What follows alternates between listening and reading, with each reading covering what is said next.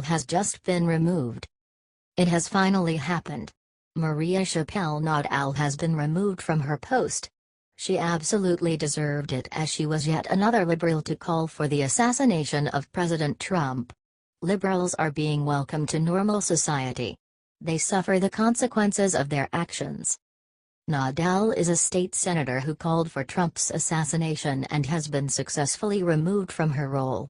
This was very quick after her deleted Facebook post and then the Secret Service investigation. Advertisement. Chappelle Nadal made the mistake of posting on Facebook that she hoped President Trump would be assassinated. Imagine a Republican saying this about Obama. That person would have been put in jail the next day. Tuesday morning, Senate Democratic Caucus leader Senator Gina Walsh said Chappelle Nadal is a distraction to senators and released a statement saying she has been removed from all committees. It is important that the Missouri Senate conducts their work without distractions. With that in mind, Senator Chappelle Nadal has been removed from her committee assignments. This will help to ensure the success of the Senate and the state going forward, she said. Advertisement. Before her removal, she was a member of 8 different committees. Well, that's all over now. With the constant stream of rhetoric, hate, and law-breaking by the left, it was overdue for one to face the consequences of their actions. She will be the first of many to be held responsible for their actions. The controversial comment by Chappelle Nadal, made on Thursday, prompted other lawmakers to call for her resignation. The comment was deleted shortly after, but a screenshot was already making the rounds on Twitter. The U.S. Secret Service investigated the post that read, "I hope Trump is assassinated." What do you think about this? Did she get exactly what she deserved? Is this the example we were waiting on?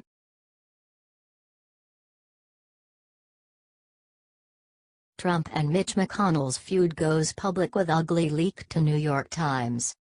President Donald Trump and Senator Mitch McConnell aren't friends. McConnell is a well-known globalist and establishment rhino. Trump is doing his best to beat the globalists. Trump has publicly and privately berated McConnell over his failure to rally his Republican members, who hold a slim 52-48 majority, into support of a repeal and replacement plan for the Affordable Care Act. And McConnell has expressed concerns that Trump, a newcomer to politics, is not educating himself on how governing works. Advertisement. The New York Times said that the two haven't exchanged words in quite some time. Their conversations were never polite and have even been in screaming matches before. A lot of it was over McConnell's failures as a senator. For his part, McConnell is angry over Trump's threats to Senate Republicans who refuse to give him their complete backing and his criticism of Senate rules. The majority leader also has expressed doubts whether POTUS will be able to lead the party heading into the 2018 midterm elections. Some of McConnell's concerns stem from Trump's statements in the wake of the Charlottesville protests saying that there were good and bad people on both sides. Advertisement. But while McConnell has the support of the other rhinos and senators that are globalists, in Kentucky, he only maintains an 18% approval rating. In that same poll, Kentucky voters approve of the president at 60%. That shows the truth in what Trump has been saying. McConnell is a traitor. The rift between the two leaders most threatens the GOP agenda, the Times notes, pointing to deadlines on raising the debt limit and a rewrite of the tax code as Congress scavels back into a regular working session next month. Trump's support of a Republican challenger to Senator Jeff Flake, and he also supports another challenger against Dean Heller. He wants the GOP to win, but he knows that these senators are Democrats anyway. Lindsey Graham and John McCain are also on Trump's radar. Should the president make sure that we get in true conservatives?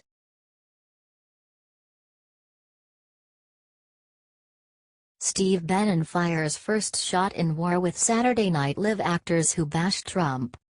Ousted White House strategist Steve Bannon has a new revenue stream from selling Steve Bannon fidget spinners for $7.95 a pop online.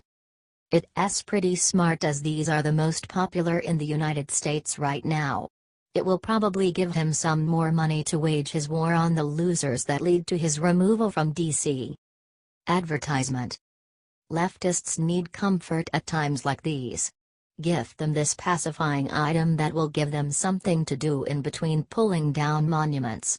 Or keep one for yourself! The copy hawking the toys reads on Breitbart News website. The orange sports a picture of Steve Bannon on one side and the Breitbart logo on the other. It is the perfect way to trigger liberals. Maybe they will cry out white supremacist as they see these. Advertisement. Long 2-minute spin time. Stress relief that fits in your pocket. Double-sided printing with Breitbart logo. Proudly made in USA, the copy continues. Steve Bannon reassumed his post at Breitbart after he left D.C. He will be of more use to the Trump followers in the media because he can openly combat the globalists in the White House like Gary Cohn, Jared Kushner, and H.R. McMaster. Since then he has declared war on his former boss, attacking President Trump's Afghanistan speech and even going after the first daughter Ivanka and son-in-law Jared Kushner.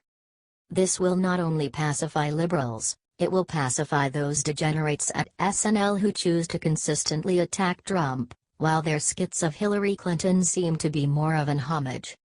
Let's not forget when Chevy Chase revealed the political game that is played by SNL a few years ago. The left will buy these to burn them and make videos of them burning them all while screaming Nazi. It will be hilarious. What do you think of Bannon's new revenue stream?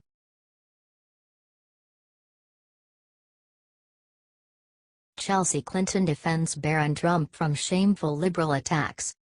Chelsea Clinton is a former first child. She knows what it's like to have to grow up in the spotlight.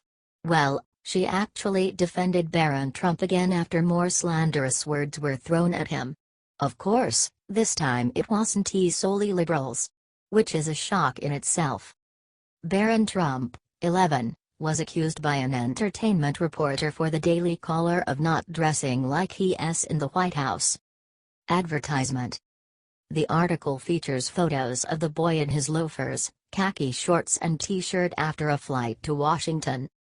Of course Chelsea Clinton has tried to look supportive of Barron because he is a child, yet she won't speak out against her supporters who continually bash him and his siblings.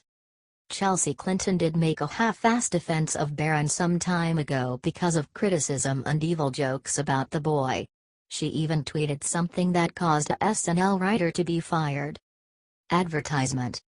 It's high time the media and everyone leave Barron Trump alone and let him have the private childhood he deserves, the daughter of Hillary and former President Bill Clinton posted on Twitter. Late-night comedian Chelsea Handler, a frequent critic of the American president, tweeted "Poor Barron." Other Twitter users were equally appalled and leaped to the youngest child of Trump's defense. Writer Ford Springer had wrote that Barron returning to the White House from New Jersey Sunday with the First Lady and the President. He said that Barron appeared to be boarding Air Force One to take a trip to the movies, not the White House. Springer said that the youngest Trump doesn't have any responsibilities as the president's son, but the least he could do is dress the part when he steps out in public. Clinton was classy for a split second, but it won't last. She's still a moron when it comes to politics. What do you think of this?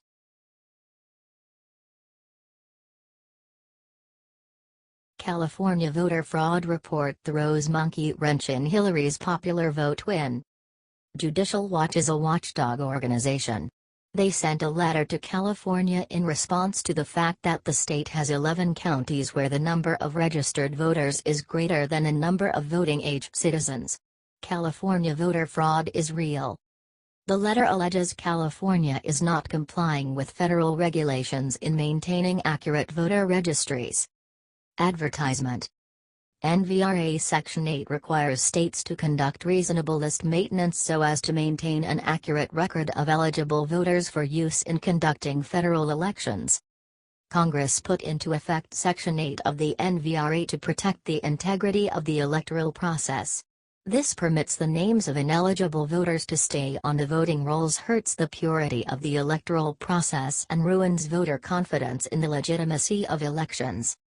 As the top election official in California, it is your responsibility under federal law to coordinate California's statewide effort to conduct a program that reasonably ensures the lists of eligible voters are accurate. Advertisement. The document sent to California lists the 11 counties where the crimes occurred.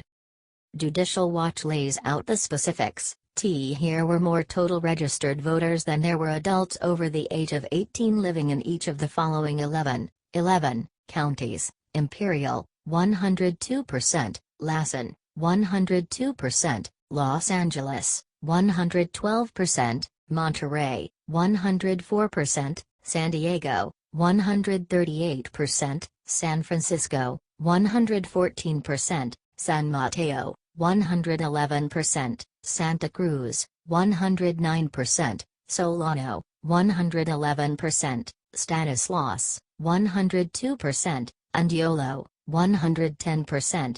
The letter notes that the percentage in LA Country may be as high as 144%. Judicial Watch will be following the letter with legal action. They said that if the Secretary of State in California doesn't remove the ineligible people from the voter rolls, they will take action. They have given Padilla 14 days to respond and 90 days to fix the issues.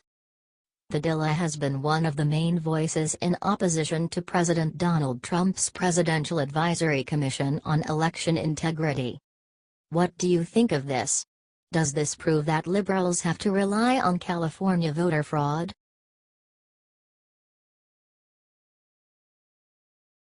Breaking: Loretta Lynch busted using grandmother's name as alias to hide dirty deeds. On Friday, Internet detective Kim.com dropped a huge bomb on Twitter. Kim disclosed an email Friday that outs Loretta Lynch for using an alias to make contact with DOJ officials. The Department of Justice cut loose hundreds of emails to the American Center for Law and Justice this week during the investigation of Obama's AG, Loretta Lynch, and her secret meeting with former President Bill Clinton. One emails blatantly Loretta Lynch hiding her identity from Department of Justice officials. Melanie Newman from the Department of Justice leaked it in the email.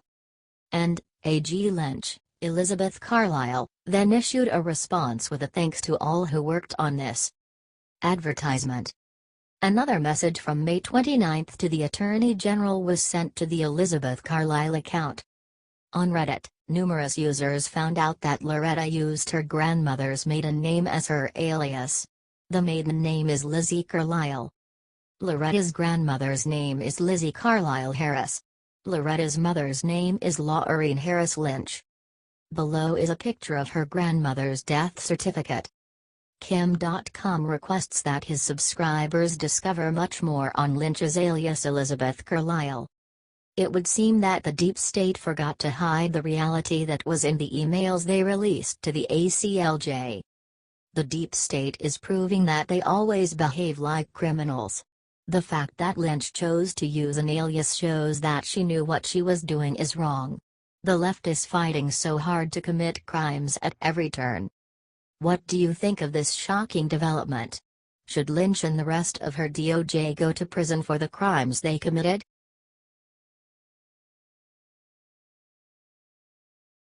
Breaking: massive Social Security fraud discovered. President Trump furious. Social Security has been an overused program for a long time. The program is in huge need of reform.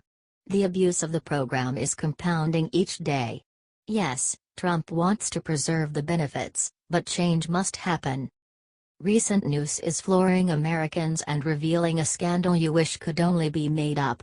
Instead, it has only confirmed the great problems SS faces and the challenge Trump faces. Advertisement. An audit discovered that the SSA gave over $1 billion in benefits to people that aren't citizens, they don't have social security numbers, and people that aren't eligible. This shows how much change is needed and how much money Trump could save us if we can fix this problem. This mismanagement is unreal. Over the last 10 years, The SSA has paid out $1 billion to 22,426 representative payees who did not have a social security number and whom the SSA did not follow its policy to get a paper application from. Unless it takes corrective action, we estimate SSA will pay about $182.5 million in benefits, annually, to representative payees who do not have an SSN or paper application supporting their selection, the Inspector General said. Well, an Inspector General also discovered that the same SSA doled out $853.1 million since 2004 to employees that were fired. The agency didn't keep the paper applications and didn't update the system once someone was fired. Advertisement.